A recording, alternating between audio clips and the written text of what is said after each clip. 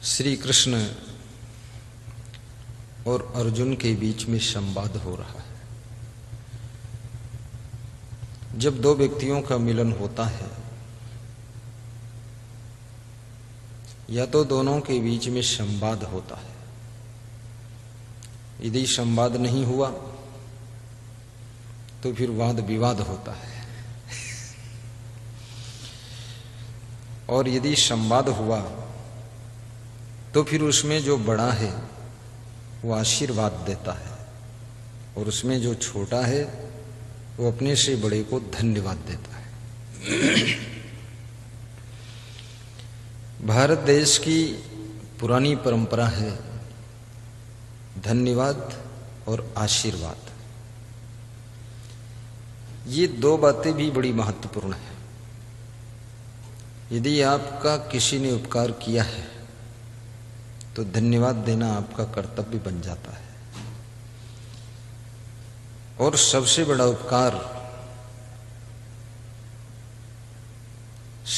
उपकार नंबर 1 आपके माता पिता करते हैं, जो कि अनजान आत्मा पुत्र पुत्री के रूप में जन्म लेती है, पूर्ण विश्वास के साथ उसका पालन पोषण करते हैं।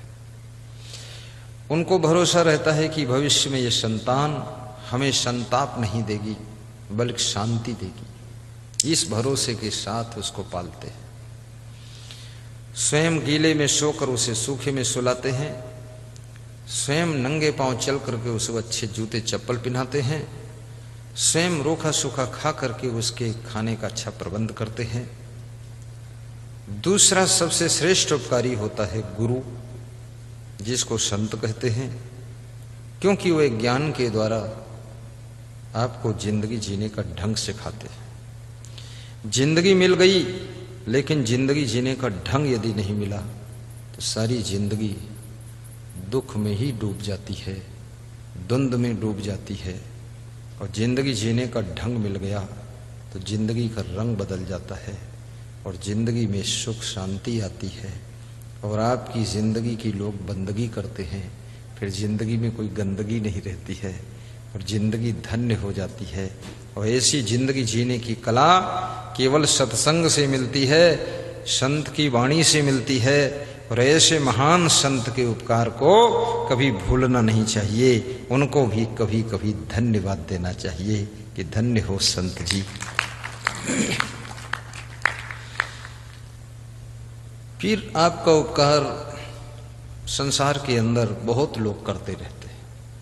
परिवार के सदस्य, कुटुंबी लोग, गांव के लोग, आसपास के लोग, जहां जहां जो भी तुम्हारी हेल्प करता है उसको भी धन्यवाद दीजिए, क्योंकि धन्यवाद देने से सहायता करने वालों का मनोबल बढ़ता है। स्वार्थी मत बनिए, परमार्थी बनिए। जिसने आपको सहायता किया है उसकी सहायता यदि तुम नहीं कर सकते हो तो कम से कम इतना तो कर सकते हो, 2 शब्द ऐसे बोलिए जिससे कि उनका मन प्रसन्न हो जाए। ये सीखना चाहिए। और यदि तुम आशीर्वाद देने के योग्य हो, जैसे सासू का धर्म है कि अपनी बहुओं को आशीर्वाद प्रदान करे, माँ बाप अपने बच्चों को आशीर्वाद दें, शुभकामना करें, बच्चे और बहुएं सब अपने माता पिता सास ससुर को धन्यवाद दें। जो है उसके लिए धन्यवाद दीजिए, जो नहीं है उसके लिए परिश्रम कीजिए। जो परिश्रम करने से नहीं मिला है तो संतोष कीजिए, लेकिन उनसे वाद विवाद मत कीजिए। जो जो कमी दिख रही है उसको पूर्ण करने के लिए तुम्हारे पास में बहुत टाइम है। और जिसके पास में संतोष नहीं है, विवेक नहीं है, उसकी कमी कभी पूर्ण होती नहीं है, तो कभी खुश नहीं रह सकता है। अर्ब खर्ब लो द्रव्य हो उदय अस्तनो राज, भक्ति महात्म ना तुले ये सब कौने काज। मनुष्य को तीनों लोकों की संपदा मिल जाए तो भी इसका मन तृप्त नहीं होता है। और यदि समझ है, विवेक है, संतोष है, तो जो मिला है उसी में तृप्ति एहसास होती है। सदैव अपने आप को तृप्त रखिए, परंतु विकास करते रहिए। जो मिला है उसका आनंद लीजिए, जो नहीं मिला है उसको पाने का प्रयास कीजिए, जो प्रयास से भी नहीं मिल रहा है उसके लिए संतोष कीजिए, और जो मिल करके भी खो गया है तो उसको भूल जाइए। बार बार याद करोगे, दुख ताजा हो जाएगा, घाव ताजा हो जाएगा, उसको भुलाइए। इस संसार में भूलना भी आवश्यक है। यदि आपको किसी ने गाली दिया है और आप उसको 2-4 दिन में भूल जाओगे तो आप फिर प्रसन्नता से रहोगे, लेकिन याद रखोगे, जब जब याद करोगे तब तब तुम्हारा चेहरा तमतमा जाएगा, जोश आ जाएगा, कुछ न कुछ उसको अंडबंड बोल ही दोगे। और जितना ज्यादा अधिक समय तुम जोश खरोश में रहोगे, गुस्सा में रहोगे, बुद्धि की स्मरण शक्ति आपकी घटना शुरू कर देगी। बुद्धि अधिक प्रसन्न रहने वालों की अधिक विकसित होती है। जो हमेशा खुश रहते हैं उनकी बुद्धि की मेमोरी स्ट्रांग हो जाती है। जो बहुत चिंता करते हैं उनकी मेमोरी वीक हो जाती है। जो हर समय दुखी रहते हैं उनकी स्मरण शक्ति बिल्कुल खत्म हो जाती है। इसलिए दुखी भी मत रहिए, क्योंकि इस संसार में दुखी रहने से भी कोई फायदा नहीं है। क्यों क्यों क्यों नहीं फायदा है? क्योंकि तुम्हारे दुखी होने से बहुत लोग खुशी मनाते हैं। तुम जितना दुखी होगे, तुमसे जलन करने वाले, ईर्ष्या करने वाले वे खुश हो रहे हैं। इसलिए दुखी मत हुआ करो, क्योंकि स्थिति परिस्थिति जैसी है वैसी है, परंतु उसमें खुश रहना ये आपके हाथों की साधना है। इसको सीखो।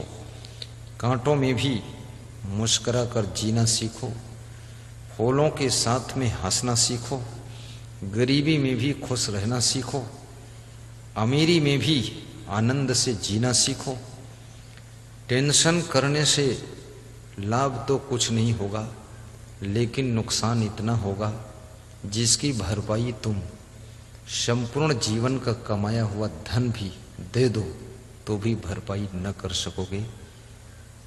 जिस समय महाराजा धीराज धृतराष्ट्र चिंता में डूबे हुए थे, कभी कभी मनुष्य को चिंता आती है और सभी को आती है।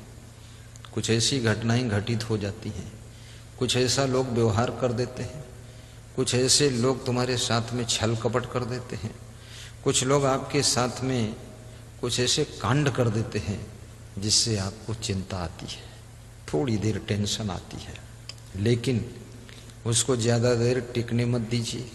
जल्दी उसका निवारण कीजिए, जल्दी उस जाल से बाहर आइए, क्योंकि जितनी देर उसमें फंसे रहोगे उतनी देर नरक जैसा भुगतान होता रहेगा।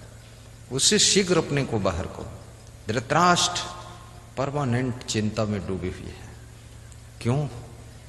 क्योंकि दुर्योधन के क्रियाकलाप, दुर्योधन की आदतें, दुर्योधन का नेचर और लेक्चर, दुर्योधन के डिसीजन और दुर्योधन की चालाकी, छल कपट, षड्यंत्र, दुर्योधन के प्रति मोह। जिस किसी के मोह में तुम फंस जाते हो वहां से भी चिंता का जन्म होता है, तनाव का जन्म होता है। इसलिए बुद्धिमान वे लोग हैं जो कहीं मोह में नहीं पड़ते। रहते तो संसार में, पर ऐसे रहते हैं जैसे सरोवर में कमल का फूल रहता है परंतु पानी में डूबता नहीं। संसार में रहो लेकिन मोह के जल में डूबो मत। इस माया के संसार में मोह के जल में डूबने से बचो। ये बहुत बड़ा सागर है संसार। संसार सागर कहा गया है। सागर क्यों कहा गया?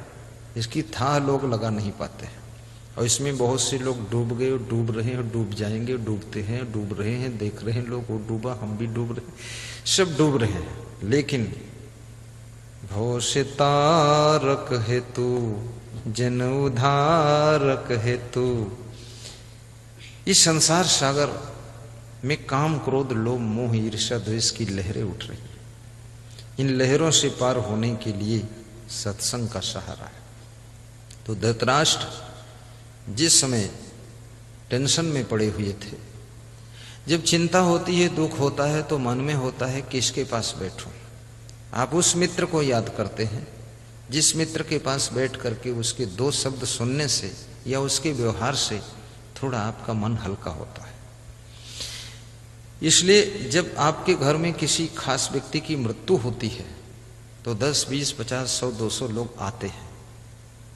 वो आपका दुख बटाने आते हैं, दुख भुलाने आते हैं, आपकी चिंता और पीड़ा को कम करने के लिए आते हैं। लेकिन उसमें बहुत से लोग अज्ञानी ही आते हैं, उनको खुद ही ज्ञान नहीं है, खुद ही वो बहुत दुखी है।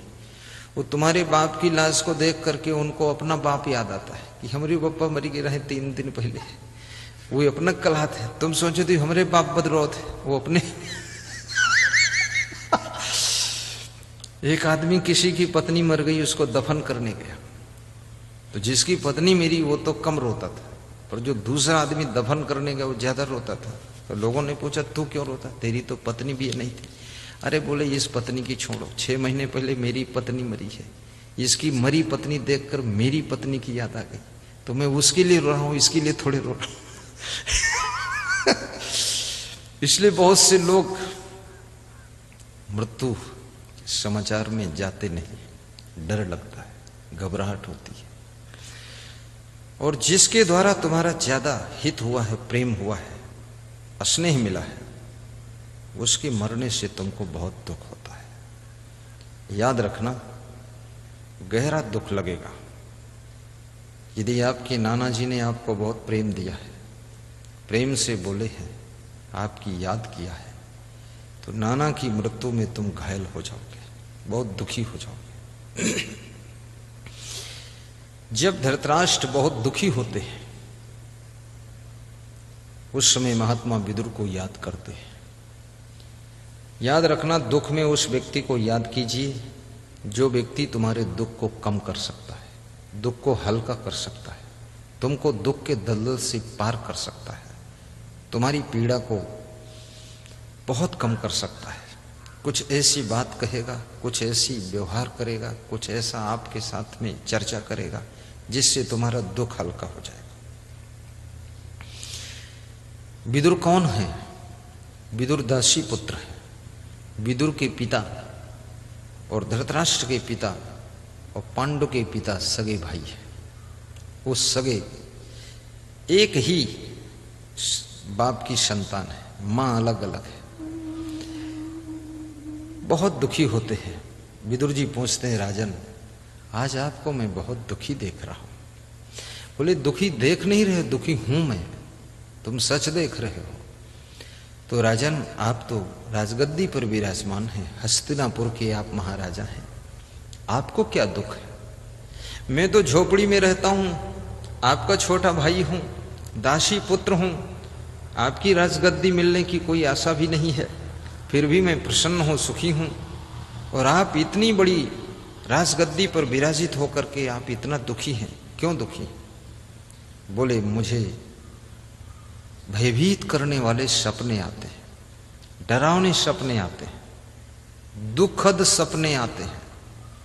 कैसे सपने आते हैं?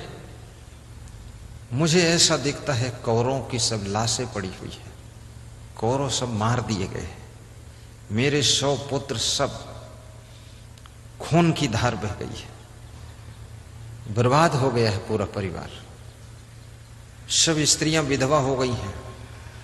ऐसा मुझे स्वप्न आता है और ऐसा मुझको सपने में दिखाई देता है। तो विदुर जी कहते हैं, राजन जो तुम आज स्वप्न देख रहे हो वो कल सच होने वाला है। आप सब स्वप्न देखते हैं, वो झूठ देखते हैं, पर तुम्हारा स्वप्न सच होने वाला है। तुम किस्मत वाले हो, तुम महाराजा हो, तुम सपना भी सच देखते हो, यही घटित होगा। विदुर कुछ ऐसा ज्ञान दो जिससे हमारे कौरव सुरक्षित हो। राजन पांडवों का हिस्सा दे दीजिए, कौरवों को डांट दीजिए, दुर्योधन को चुप कीजिए, युधिष्ठिर को सम्मानित कीजिए, तो आपके सपने बदल जाएंगे। याद रखना, जब सोच आपकी बिगड़ती है तो आपके सपने भी बिगड़े हुए आने लग जाते हैं, और सोच आपकी सुधरती है तो सपने भी अच्छे आने लग जाते हैं। इसलिए अपनी सोच को बदलिए तो आपके सपने भी बहुत सुंदर आएंगे, और वह सपने आपके भविष्य को भी सुंदर बनाने में मदद करेंगे।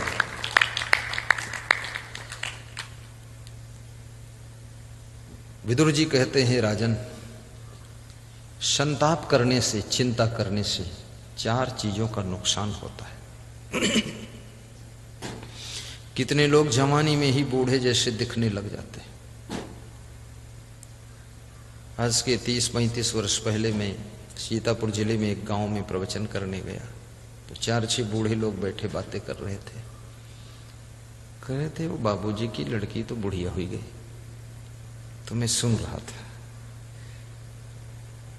तो फिर दूसरा बोला, अरे यह कीर्तन की हुई गई। तो मेरे को हंसी आई। हमने कहा, तुम अपनी तरफ देख रहे हो कि नहीं? बोले, हम तो 60 साल के बूढ़े ही हैं, लेकिन वो तो 20 साल की थी और 2 साल बाद वो बुढ़िया जैसी दिख रही है। तो हमने कहा, उससे पूछ लो क्या हुआ है उसको। ससुराल में जाकर के परम सुख पाई है, वो परम सुख के प्रभाव से बुढ़ापा आ गया है।